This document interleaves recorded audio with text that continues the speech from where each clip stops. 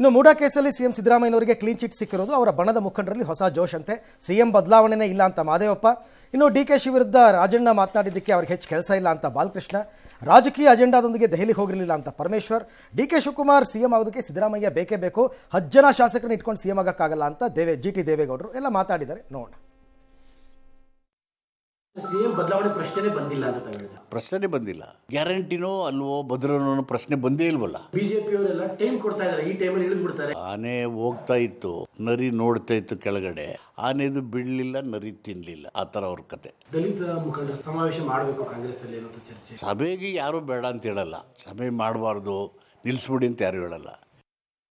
ರಾಜಣ್ಣ ಅವ್ರಿಗೆ ಸ್ವಲ್ಪ ಜಾಸ್ತಿ ಕೆಲಸ ಕೊಡ್ಬೇಕಾಯ್ತು. ನಮ್ಮ ಸರ್ಕಾರದಲ್ಲಿ ಕೆಲಸ ಕಡಿಮೆ ಆಗ್ಬಿಟ್ಟಿದೆ. ಕೆಲಸ ಕಡಿಮೆ ಆಗಿರೋದ್ರಿಂದ ಅವಾಗ ಈ ತರ ಮಾತುಗಳನ್ನ ಆಡ್ತಾರೆ. ಅದಕ್ಕೆ ಹೆಚ್ಚು ಪ್ರಾಶಸ್ತ್ಯ ಕೊಡೋ ಅವಶ್ಯಕತೆ ಇಲ್ಲ ಅಂತ ನಾವು ಹೇಳ್ತೀವಿ. ನಮ್ಮ ಹೈಕಮಾಂಡ್ ಸ್ಟ್ರಾಂಗ್ ಆಗಿದೆ, ಯಾವಾಗ ಇಂಜೆಕ್ಷನ್ ಕೊಡ್ಬೇಕು ಅವಾಗ ಕೊಡ್ತದೆ.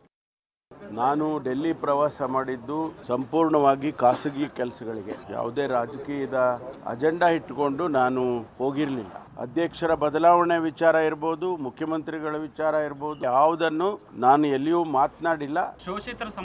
ಶೋಷಿತ ಸಮಾವೇಶ ಮಾಡೋದ್ರ ಬಗ್ಗೆನೂ ಕೂಡ ನಾನು ಮಾತಾಡಿಲ್ಲ, ರಾಜಕೀಯನೇ ಮಾತಾಡಿಲ್ಲ. ಒಂದ್ ದಿವಸ ಸಿಎಂ ಆಗ್ತಾರೆ, ಯಾವತ್ತಾಗ್ತಾರೆ ಏನಾಗ್ತಾರೆ ಗೊತ್ತಿಲ್ಲ. ಡಿ.ಕೆ. ಮುಖ್ಯಮಂತ್ರಿ ಆಗ್ಬೇಕಾದ್ರೆ ಸಿದ್ದರಾಮಯ್ಯನವ್ರ ಬೆಂಬಲನೂ ಡಿ.ಕೆ. ಅವ್ರು ಬೇಕು. 138 ಶಾಸಕರ ಎಲ್ಲರ ಬೆಂಬಲವನ್ನ ಪಡೆದು ಆಗ್ಬೇಕೇ ಹೊರತು ಕೆಲವೇ ಜನರು ಅಷ್ಟೊಂದು ಜನದ ಶಾಸಕರ ಬೆಂಬಲ ಪಡ್ಕೊಂಡು ಸಿಎಂ ಆಗಿರೋ ಒಬ್ಬ ಚೀಫ್ ಮಿನಿಸ್ಟರ್ ತೋರಿಸ್ರಿ. ಅಷ್ಟಕ್ಕಷ್ಟು ಸಾಧ್ಯನೇ ತೋರಿಸ್ರಿ, ನೋಡ್ತೀನಿ. GTD ನಿಮ್ಮ ಅನುಭವದಲ್ಲಿ ಒಬ್ಬ ಸಿಎಂ ತೋರಿಸ್ರಪ್ಪ. ಶಾಸಕಾಂಗ ಸಭೆಯಲ್ಲಿರೋ ಎಲ್ಲ ಶಾಸಕರ ಬೆಂಬಲ ಪಡೆದು ಸಿಎಂ ಆದ್ರೂ ಒಬ್ಬನ ತೋರಿಸ್ರಿ. ಒಂದು ಕರ್ನಾಟಕದಲ್ಲಿ, ತಮಿಳುನಾಡಲ್ಲೆಲ್ಲ ಇರಬೇಕು, ಕರ್ನಾಟಕದಲ್ಲಿ ಹೇಳ್ತಿರೋದು. ಬಟ್ ಮುಖ್ಯಮಂತ್ರಿಗಳ ಬದಲಾವಣೆ ವಿಚಾರಕ್ಕೂ ಈ ಕೋರ್ಟಿಂದ ಸಿಕ್ಕಿರೋ ಇದಕ್ಕೂ ಏನು ಸಂಬಂಧ ಇಲ್ಲ ಅಲ್ವಾ? ಆದ್ರೆಷ್ಟು ಬಿಟ್ರೆಷ್ಟ್ರಿ. ಈಗ ಇನ್ನೊಬ್ರು ಆಗ್ಬಿಟ್ರೆ ದೇವರು ಬಂದರು ಡ್ಯಾಶ್ ಡ್ಯಾಶ್ ಡ್ಯಾಶ್ ಬದಲಾಗತ್ತೇನ್ರಿ? ಏನಾದ್ರು ಆಗಲ್ಲ. ಯಾಕ್ರಪ್ಪ ಜನ ಸಾಯ್ತೀರಿ? ಅವ್ರೇನೋ ಬಿಸಾಕ್ತಾರಲ್ಲ ಭಿಕ್ಷೆ ರೂಪದಲ್ಲಿ, ಅದನ್ನ ತಗೊಂಡು ಸುಮ್ಮನೆ ತಿನ್ಕೊಂಡು ಇರಿ. ಇಲ್ಲ ನಿಮಗೆ ಗಟ್ಟಿ ಇದೆ ಕೈ ಕಾಲು ಅಂದ್ರೆ ದುಡ್ದು ಬಿಟ್ಟು ಚೆನ್ನಾಗಿ ದುಡ್ಗಿಟ್ಟು ಮಾಡ್ಕೊಳ್ಳಿ ಅಷ್ಟೇ.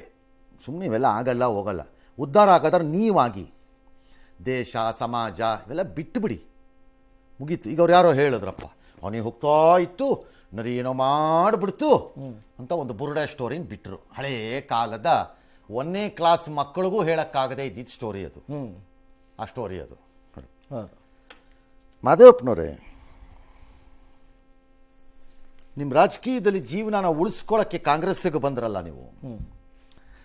ಆ ಕಾಂಗ್ರೆಸ್ ಸ್ವಾತಂತ್ರ್ಯ ಬಂದ ಮೇಲೆ ಎಂಥ ಮಖನ, ಎಂಥ ಆನೆ ಥರ ಇತ್ತು. ಏನಾಯಿತು ಆನೆಗೆ? ಈಗೆಲ್ಲಿ ಆನೆ? ಅವತ್ತು ನರಿ ಟೈಪ್ ಇದ್ವಲ್ಲ, ಅವೆಲ್ಲ ಏನಾಗಿದೆ ಇವತ್ತು?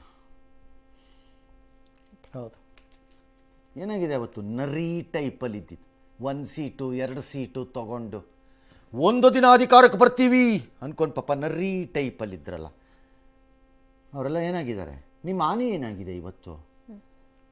ಕಾಲ ಒಂದೇ ತರ. ದಿಲ್ಲಿಯನ್ನು ಆಳಿದ ಆನೆ ಸ್ಥಿತಿ ಇವತ್ತು ಏನಾಗಿದೆ? ಆನೆ ಸ್ಥಿತಿ ದಿಲ್ಲಿನಲ್ಲಿ ಝೀರೋ. ಈ ಆನೆ ನರಿ ಕತೆ ಬಿಟ್ಬಿಡಿ. ಆನೆನ ಮಕಾಡೆ ಮಲಗಿಸೋದು ಗೊತ್ತು ಜನಕ್ಕೆ, ನರಿಯನ್ನು ಆನೆ ಮಾಡೋದು ಗೊತ್ತು ಜನಕ್ಕೆ, ಮತ್ತು ಆನೆಗಳನ್ನು ಗುಳೆ ನರಿಗಳು ಮಾಡಿ ಆಚೆ ಓಡಿಸೋದು ಗೊತ್ತು. ಇವೆಲ್ಲ ಬಿಟ್ಬಿಡಿ ಈ ಸ್ಟೋರಿ ಕತೆನ. ಎಸ್.